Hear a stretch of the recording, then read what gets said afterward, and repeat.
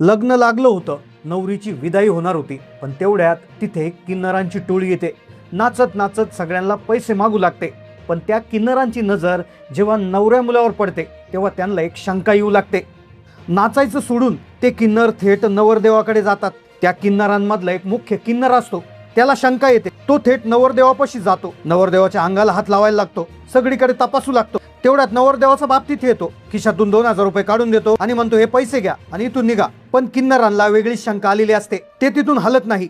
ते थेट मुलीच्या आईबापाला भेटतात आणि म्हणतात, तुमच्या पुरीचं वाटोळं होईल, कारण की हा मुलगा किन्नर आहे. ज्या मुलाशी तुम्ही तुमच्या मुलीचं लग्न लावलंय तो मुलगा तृतीयपंथी आहे. पुरीच्या बापाला भरोसा बसत नाही. तेवढ्यात तिथे नवरीची वहिनी येते. वहिनीला भरोसा पटतो. वहिनी म्हणते, थांबा मी चेक करते. ती नवरदेवाला एका खोलीत गिफ्ट देण्याच्या बहाण्याने बोलून घेते, दरवाजा बंद करते आणि नवरदेवाला तपासायच्या नादात अशी घटना घडते. एक असं सत्य समोर येतं, त्याने संपूर्ण देशात खळबळ उडाली. सनई चौघड्याचे सूर, हवेत पसरलेला सुवासिक फुलांचा सुगंध आणि सोन्यासारख्या सजलेल्या मंडपात सुरू असलेली लगबग. भारतीय विवाह सोहळा म्हणजे केवळ 2 व्यक्तींचं नाही, तर 2 कुटुंबांचं आणि विश्वासाचं मिलन. एका बाजूला मुलीच्या डोळ्यात नवीन आयुष्याची स्वप्ने, तर दुसऱ्या बाजूला आईवडिलांच्या काळजाचा तुकडा कायमचा दुसऱ्याच्या स्वाधीन करण्याची वेळ आलेली असते. त्या दिवशी वातावरणात असंच भाऊक आणि मंगलमय वातावरण होतं. विवाहाचे सगळे विधी अत्यंत पार पडले होते आणि वेळ आली होती हळव्या क्षणाची, ज्याला आपण कन्यादान किंवा विदाई म्हणतो. नवरी मुलगीची पाठवणी सुरू होती. आईवडिलांच्या गळ्यात पडून ती हुंडके देत होती. सगळं वातावरण जड झालं होतं, पण नियतीच्या मनात काहीतरी वेगळं सिजत होतं. कोणालाच कल्पना नव्हती की ज्या आनंदाच्या क्षणात या सोहळ्याची सुरुवात झाली होती त्याचा शेवट एका रहस्यमय वळणावर होणार होता, ज्याचा विचार करून अंगावर काटा येतो. विदाईची गाडी दारात उभी होती. त्या विवाहाच्या मंडपात अचानक एका टोळीचं आगमन होतं. ती टोळी असते किन्नरांची. नाचत नाचत लग्नामध्ये येऊन ते पैसे मागतात हे सगळ्यांना माहिती होतं. पण झालं असं, किन्नर नाचले नाही. त्यांना शंका आली नवरदेवाची. नवरदेव किन्नर होता असं ती किन्नराची टोळी बोलू लागली. कोणाला भरोसा पटला नाही. तेव्हा नवरीच्या वहिनीने नवरदेवाला खोलीत बोलवलं आणि त्यानंतर जे सत्य समोर आलं त्याने सगळा देश हादरला. मग नेमकं काय घडलं या लग्नात? खरंच तो नवरदेव किन्नर होता का? काय होतं सत्य? दरवाजा बंद केल्यानंतर मुलीच्या वहिनीने त्या मुलासोबत काय केलं? चला जाणून घेऊया या संपूर्ण घटनेचा सविस्तर रिपोर्ट. खरं तर या घटनेची सुरुवात होते एका लग्नापासून. एक मुलगी, नवरी, जिचं नाव श्रद्धा, अत्यंत सुसंस्कृत आणि सुंदर मुलगी होती. तिचं लग्न पुनीत नावाच्या मुलासोबत घडतं. श्रद्धाच्या कुटुंबाने, पुनीतच्या कुटुंबाची पार्श्वभूमी, त्यांची शहरात असणारी आलिशान प्रॉपर्टी, पुनीतचं वागणं हे सगळं पाहिलेलं असतं. म्हणूनच श्रद्धाचा हात त्याच्या देण्यासाठी ते होकार देतात. श्रद्धालाही पुनीत पहिल्याच नजरेत पसंत पडतो आणि पुनीतनेही श्रद्धाला आपलेसं केलं होतं. दोन्ही कुटुंबात आनंदाचं वातावरण होतं. हुंडा आणि मानपानाचे सगळे व्यवहार सुरळीत पार पडतात आणि तो शुभ दिवस उजाडतो ज्या दिवशी पुनीत आणि श्रद्धा लग्नबंधनात अडकणार होते. त्या दिवशी, ज्या दिवशी त्यांचं लग्न ठरलेलं असतं, तो दिवस सर्वसामान्य होता. जसे सगळ्यांचे लग्न होतात तशीच तयारी झाली होती. लग्न अत्यंत धूमधाम धाटामाटात पार पडतं. अक्षदा पडतात, सप्तपदी होते. पुनीतने श्रद्धाच्या गळ्यात मंगळसूत्र बांधते. सगळे विधी संपतात. आता श्रद्धाची विदाई होणार होती. तितक्यातच त्या विवाह सोहळ्यात प्रवेशद्वारातून किन्नरांची एक टोळी आत प्रवेश करते. साधारण 4 जणांचा हा गट होता. लग्न कार्यात किन्नर येणे, नाच गाणे करून आशीर्वाद देणे आणि त्यांनी पैसे मिळवणे. टाळ्या वाजून ते गाणे गाऊ लागले, नाचू लागले. वराडी मंडळीकडून आनंदाने पैसे त्या ठिकाणी ते वसूल करू लागले. तिथलं वातावरण पुन्हा एकदा आनंदी बनलं होतं. पण खरी गडबड पुढे होणार होती, कारण की त्या नाचणाऱ्या किन्नरांच्या नजरा एका जागी स्थिरावल्या आणि तिथूनच या घटनेला वेगळं वळण मिळालं. त्या किन्नरांची नजर लग्न मंडपात उभ्या असणाऱ्या नवऱ्या मुलावर म्हणजे पुनीतवर पडली. सुरुवातीला त्यांनी दुर्लक्ष करण्याचा प्रयत्न केला, पण पुनीतचे हावभाव, त्याची उभी राहण्याची पद्धत आणि त्याचं चालणं बोलणं पाहून या किन्नरांच्या मनात एक तीव्र शंका निर्माण झाली. ते एकमेकांकडे पाहू लागले. त्यांच्यात कुजबूज सुरू झाली. वर्षानुवर्षाच्या अनुभवामुळे त्यांना विचित्र काहीतरी जाणवलं. त्यांना पुनीतच्या वागण्यात पुरुषत्वापेक्षा स्वतःच्या बिरादरीची म्हणजे किन्नर समाजाची लक्ष स्पष्ट दिसू लागली. हा प्रकार पाहून ते किन्नर स्वतः कमालीच्या हैराण झाले. त्यांच्या मनात विचारांचं चक्र सुरू झालं. हा मुलगा आमच्यासारखाच आहे, हा किन्नर आहे, मग याचं लग्न कसं काय लागलं? एका निष्पाप मुलीसोबत याचं लग्न का लावून दिलंय? लग्न तर पूर्ण झालं होतं. नवरीची आता विदाई होणार होती. 7 फेरे झाले होते. मंगळसूत्र झाले होतं. सिंदूर लावला गेला होता. पण त्या किन्नरांच्या मनामध्ये त्या मुलीच्या भविष्याबद्दल काळजी निर्माण झाली. एका मुलीचं आयुष्य विध्वस्त होऊ नये म्हणून त्यांनी पुनीतला स्वतःच्या पद्धतीने तपासण्याचा प्रयत्न केला. म्हणजे त्याला सांकेतिक भाषेत आणि हालचालीतून परखण्याचा प्रयत्न केला. पण आजूबाजूला गर्दी असल्याने, पुनीत सतत सावध असल्याने त्यांना पूर्णपणे यश आलं नाही. आता पुढे काय करायचं हा प्रश्न त्यांना होता. कारण सत्य समोर आणणं गरजेचं होतं, पण त्यासाठी कोणाच तरी मदत घेणं आवश्यक होतं. आणि इथेच एंट्री होती एका महत्त्वाच्या पात्राची, जिच्यावर या संपूर्ण रहस्याचा उलगडा करण्याची जबाबदारी येणार होती. पुनीतचे वडील, जे या संपूर्ण परिस्थितीवर लक्ष ठेवून होते. त्यांना कुठेतरी अंदाज आला होता की किन्नर आपल्या मुलाकडे पाहू लागलेत, काहीतरी गडबड करू शकतात, आपलं भांडं फुटू नये, समाजात नाचक्की होऊ नये. म्हणून पुनीतच्या वडिलांनी अत्यंत घाईघाईने पुनीतला बाजूला केलं आणि स्वतः पुढे होऊन त्या किन्नरांच्या हातात 2,000 रुपये टेकवले. ते अत्यंत कठोर आवाजात घेत बोलले, हे घ्या तुमचे पैसे आणि आत्ताच आत्ता इथून निघून जा, इथं तमाशा करू नका. परंतु ते किन्नर पैशासाठी थांबले नव्हते. त्यांच्या टोळीचा जो प्रमुख होता, ज्याचं नाव होतं सुमन, तो अत्यंत स्वाभिमानी हुशार होता. सुमन पुनीतच्या वडिलांना म्हणाला, आम्हाला इथे आमचा संसार थाटायचा नाहीये, पैशाची आम्हाला हाव नाहीये, आम्हाला फक्त एकदा त्या नवरदेवाला जवळून भेटू द्या. पुनीतच्या वडिलांनी त्यांना रोखण्याचा प्रयत्न केला, पण किन्नरांनी त्यांचं ऐकलं नाही. ते थेट पुनीतच्या जवळ गेले. त्याच्याशी बोलण्याच्या बहाण्याने त्यांनी त्यांच्या अंगाला स्पर्श केला, त्याच्या खिशात हात घातला. खरोखर हा पुरुष आहे की काय ते ओळखणार होते. पण आता हे पाहतात पुनीतचे वडील संतापले. ते धावत पुढे आले. त्यांनी किन्नराला ढकलत म्हणाले, तुम्हाला पैसे देऊ नये तुमचे मन भरले नाही का? माझ्या मुलावरून हात बाजूला करा आणि चालते व्हा इथून.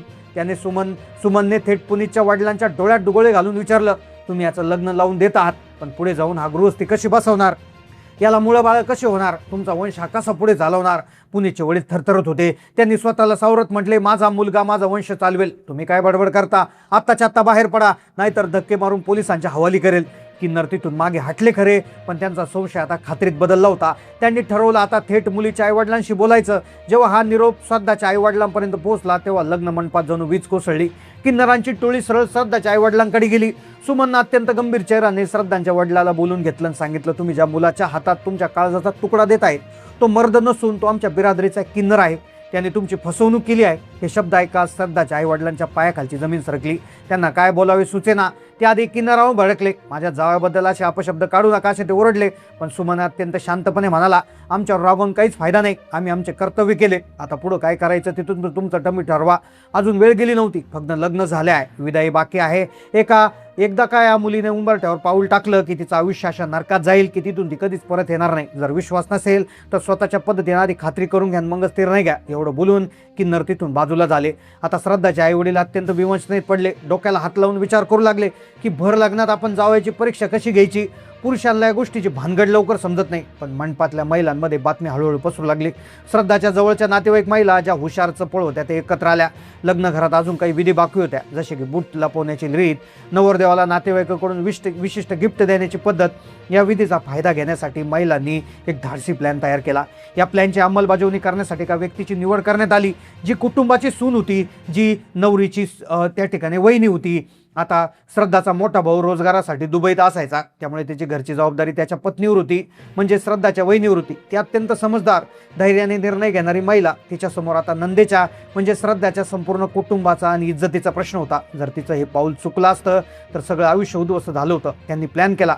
नवरदेवाला म्हणजे पुनीतला त्यांनी एका विशेष रूममध्ये सरप्राईज गिफ्ट देण्याच्या बहाण्याने बोलावून घेतलं. पुनीत आपल्या 2-3 मित्रांसोबत घेऊन आला आणि सोफ्यावर बसला. तिथे आधीपासूनच श्रद्धाची वहिनी हजर होती. तिने अत्यंत चालाकीने पुनीतच्या मित्रांना सांगितलं, आमच्याकडे अशी पद्धत आहे की नवरीची वहिनी सर्वात आधी नवरदेवाला एकांतात भेटून खास गिफ्ट देते, त्यामुळे तुम्ही काही वेळ बाहेर थांबावे. पुनीतला वाटले की लग्नातली रीत असेल, म्हणून त्यांनी मित्रांना बाहेर जाण्यास सांगितलं. मित्र बाहेर जाताच श्रद्धाच्या वहिनीने आतून खोलीचा दरवाजा घट्ट बंद केला. पुनीत बेचैन झाला. त्याने विचारलं, वहिनी दरवाजा का बंद केलात? त्यावर तिने चेहऱ्यावर खोटा हसू आणले आणि म्हणाले, अहो आमच्याकडे अशीच पद्धत आहे, तुम्ही घाबरू नका.